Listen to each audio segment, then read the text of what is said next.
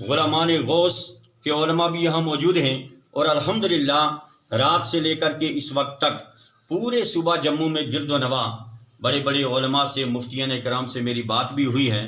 انہوں نے اس بات پہ یقین دلایا ہے کہ مفتی صاحب ٹھیک ہیں، آپ یہ کریں، جو فیصلہ لیں گے انشاءاللہ تعالی ہم آپ کے ساتھ ہوں گے، اور جہاں تک ہو سکا ہم اپنی عوام کو شریعت کے مطابق عمل کروائیں گے۔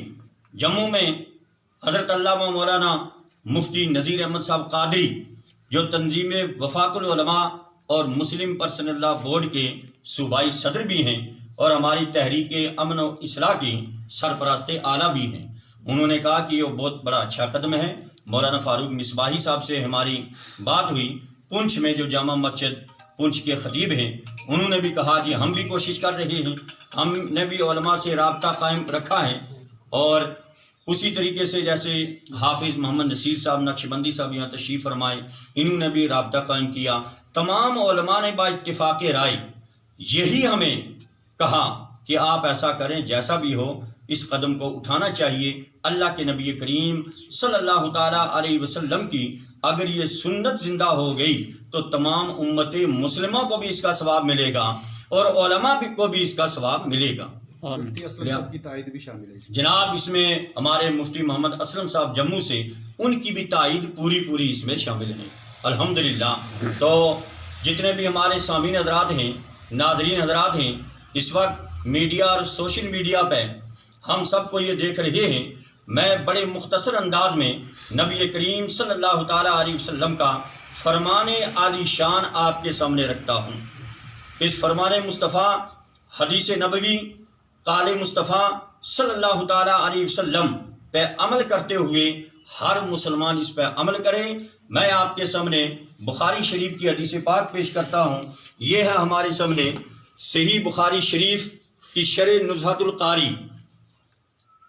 نزہۃ القاری شرح صحیح البخاری، علامہ مفتی شریف الحق صاحب امجدی رحمۃ اللہ تعالیٰ علیہ کی یہ جنہوں نے شرح لکھی ہے اس بخاری شریف کی۔ دیکھیے بخاری شریف کے الفاظ، اللہ تبارک و تعالیٰ کے نبی کریم صلی اللہ تعالیٰ علیہ وسلم کا فرمان عالی شان سماعت فرمائیے۔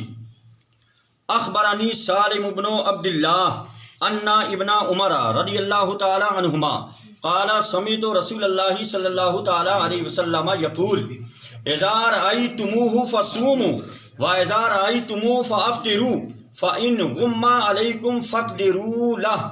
بن عمر رضی اللہ تعالیٰ عنہما ہی سے مروی ہے، آپ نے جو ہے اس حدیث پاک کی تفسیر اس دوسری حدیث پاک سے فرمائی۔ آپ فرماتے ہیں کہ ان رسول اللہ صلی اللہ تعالیٰ علیہ وسلم قال الشہر 29 لیلہ فلا تصوموا حتی تروا فإن غم علیکم فاکملوا العدۃ 30۔ حضرت عبداللہ بن عمر رضی اللہ تعالیٰ عنہما فرماتے ہیں کہ نبی کریم صلی اللہ تعالیٰ علیہ وسلم نے فرمایا کہ مہینہ 29 رات کا بھی ہوتا ہے۔ فلا تصوموا حتی تروا، کہ اے میری امت کے لوگوں، جب تک تم چاند کو دیکھ نہ لو اس وقت تک تم روزہ بھی مت رکھو، اس وقت تک تم روزہ بھی مت رکھو۔ فإن غم علیکم فاکملوا العدۃ 30، اور اگر چاند تم سے غائب کر دیا جائے، بدلی چھائی ہو، فاکملوا العدۃ 30، تم 30 کی گنتی پوری کر لو۔ سبحان اللہ سبحان اللہ۔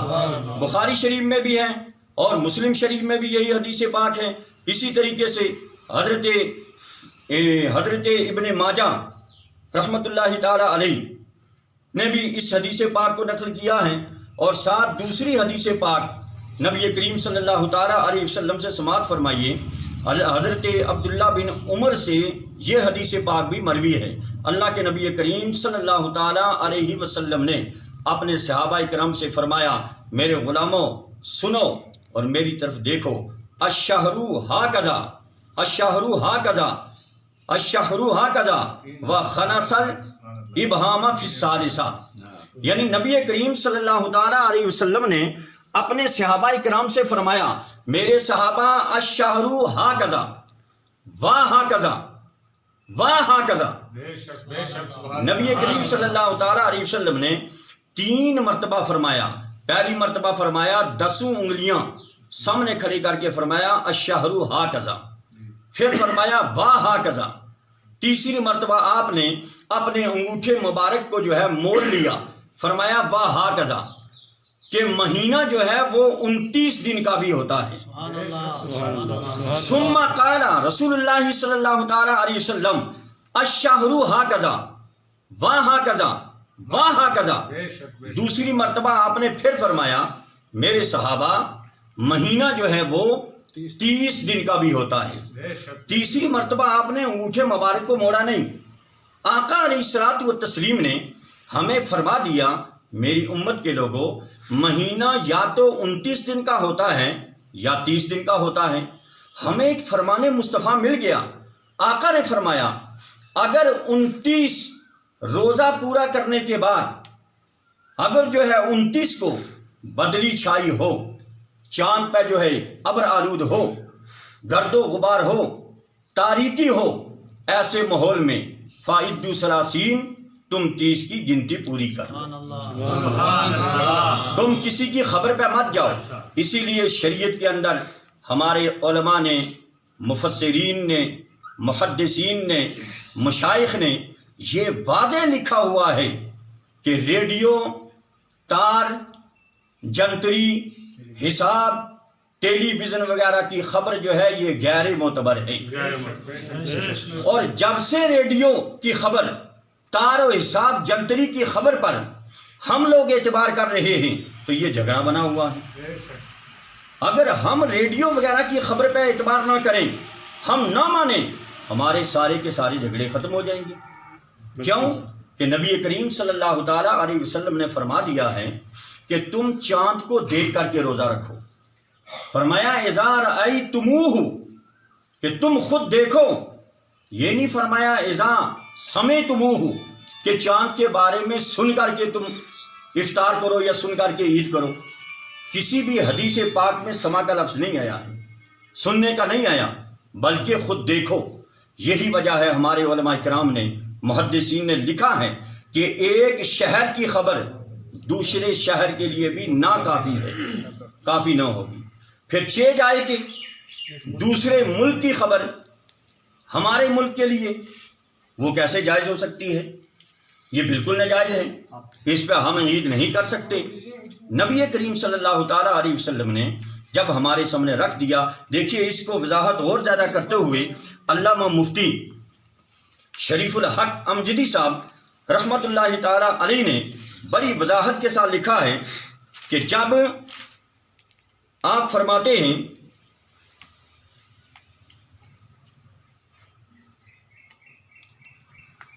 کہ چاند دیکھنے کا مدار جو ہے رویت کا مدار ہے، یعنی چاند کا مدار کیا ہے؟ دیکھنے پر انحصار ہے. جب ہمیں دکھ جائے، ٹھیک ہے 29 کو دکھ گیا تو اس وقت دوسرے دن عید کر لو. اگر بدلی وغیرہ چھائی ہو ایسے ماحول میں تم 30 کی گنتی پوری کر لو. آپ فرماتے ہیں شریعت نے ہمیں جو ہے اس چیز کا مکلف نہیں بنایا. یہ ضروری نہیں کہ پورے ہندوستان میں ایک ہی دن عید ہو، ایک ہی دن روزہ چھوڑیں، ایک ہی دن قربانی کریں. یہ بلکہ حدیث پاک میں یہ ہے، دیکھیے کہ آلات رسدیہ کمپیوٹر وغیرہ کی بھول بھلیوں میں بہت سارے لوگ پھنس گئے ہیں، جبکہ صاف صریح حکم ہے جس جگہ والوں کے لیے جیسی رویت ثابت ہوگی اسی کے مطابق عمل کیا جائے. سبحان اللہ. جس علاقے کے لیے، جس شہر کے لیے جیسی رویت ثابت ہو، اگر کسی کو چاند مل گیا ہے وہ چاند پہ اس پہ عمل کرتے ہوئے مطلع صاف ہے، چاند مل گیا ہے، وہاں کے شہر کے لوگ، وہاں کے علاقے کے لوگ اس پہ عمل کریں تو 29 پہ عمل ہو جائے گا. یہ بھی حدیث پاک پہ عمل ہے. تو جہاں بدلی چھائی ہوئی ہے، گرد و غبار ہے، وہاں چاند نہیں ملا، وہ 30 کی گنتی پوری کر لیں. یہ بھی نبی کریم علیہ السلام کے فرمان کے مطابق عمل ہو جائے گا. کاش کہ ہر مسلمان اس نقطہ کو سمجھ لیتا تو نہ شورش ہوتی، نہ ہنگامہ، نہ لڑائی، نہ جھگڑا. مگر عوام کو اس بات کا پتہ نہیں کہ پورے ہندوستان میں ایک ہی دن عید ہو، اسی شوق نے سارے ہنگامے کھڑے کر دیے ہیں، اسی شوق نے سارے ہنگامے کھڑے کر دیے ہیں۔ آگے فرماتے ہیں کہ دیکھیے ارشاد نبوی صلی اللہ تعالیٰ علیہ وسلم ہے، سوموا لرؤیتہ وافطروا لرؤیتہ، یہ خطاب دنیا کے تمام مسلمانوں سے ہے، قیامت تک کے آنے والے مسلمانوں سے ہے، جتنے بھی قیامت تک آنے والے مسلمان ہیں سب سے یہ خطاب ہے کہ چاند دیکھ کر کے روزہ رکھو، چاند دیکھ کر کے عید کرو۔ اس لیے جب کہیں بھی رویت ہوگی تو جہاں جہاں کے مسلمانوں کو بطریقہ شرعی ثبوت مل جائے گا تو اس پہ عمل کر لیں شریعت کے طور سے۔ دوسرے جو ہے یہ دیکھیے کہ حدیث میں، جب حدیث سے نص ہمارے پاس موجود ہے کہ خود حضرت ابن عمر رضی اللہ تعالی عنہما کی دوسری حدیث میں ہے، فَقْدِرُوا لَهُ ثَلَاثِينَ فَأَكْمِلُوا الْعِدَّةَ ثَلَاثِينَ، تو فَقْدِرُوا کا پہلا معنی بنص حدیث متعین ہو گیا، پہلا معنی بنص حدیث متعین ہو گیا۔ حدیث کی تفسیر جب حدیث میں ہے تو اپنی رائے سے اس کا کوئی اور معنی بتانا غیر معتبر ہوگا، ہم اپنی رائے کو یہاں دخل نہیں دے سکتے۔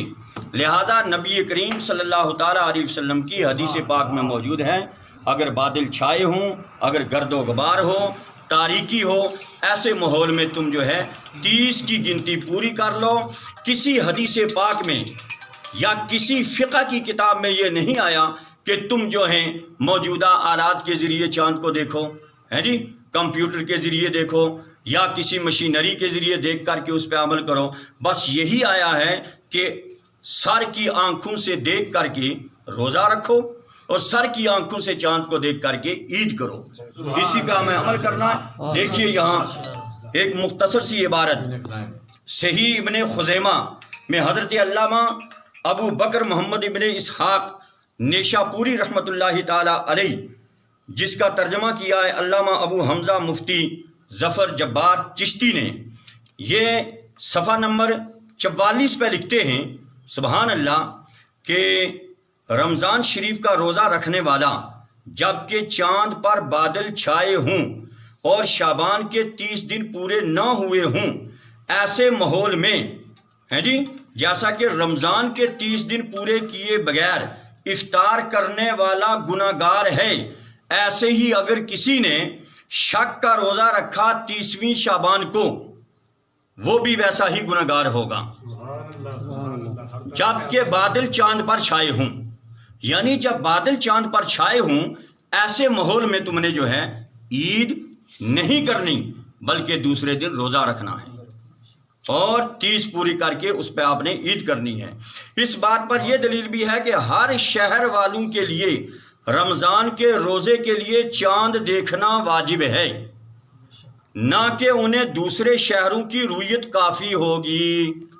لہذا ان حدیث مبارکہ سے پتہ چلا کہ مسلمانوں، جب نبی کریم صلی اللہ تعالیٰ علیہ وسلم کی احادیث مبارکہ ہمارے سامنے ہیں، علماء تو اچھے طریقے سے جانتے ہیں، عوام بھی بخوب جان لیں، اگر حدیث رسول صلی اللہ تعالیٰ علیہ وسلم پہ ہم سارے مسلمان عمل کریں گے تو انشاءاللہ کوئی نزاع، کوئی جھگڑا، کوئی لڑائی کسی قسم کی جو ہے مسلمانوں کے درمیان نہیں ہوگی۔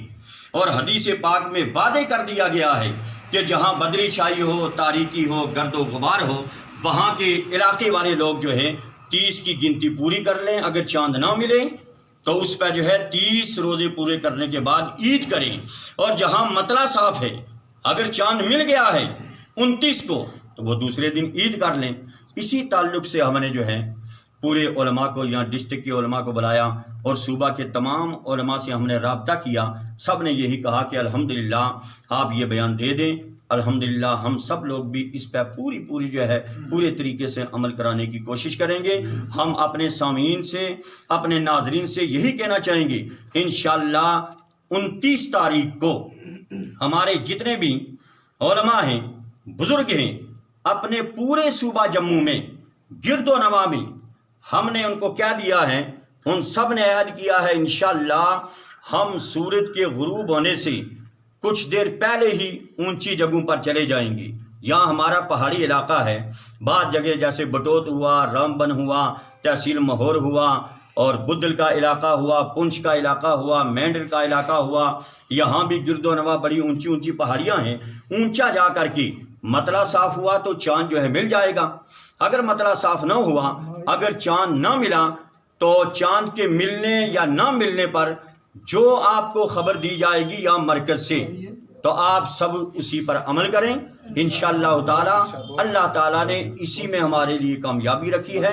اللہ کی بارگاہ میں دعا ہے اللہ تعالیٰ ہم سب کو حسن عمل کی توفیق عطا فرمائے، اور چاند کے معاملے میں اللہ تعالیٰ آئندہ کسی قسم کا جو ہے نزاع نہ مسلمانوں کے درمیان ہو. اللہ تعالیٰ ہم سب میں اتفاق عطا فرمائے، اتحاد عطا فرمائے.